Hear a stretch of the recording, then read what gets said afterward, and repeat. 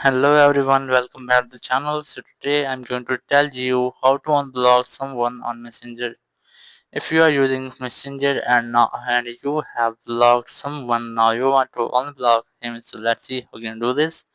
You have two ways. First way is that you just have to open Facebook and look for his profile.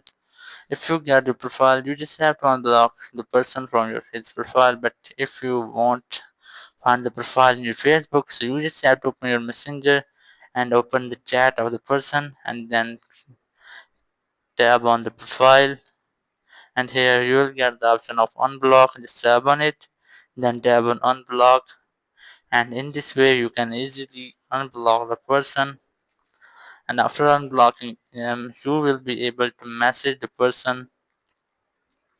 So that's how you can unblock anyone on Messenger.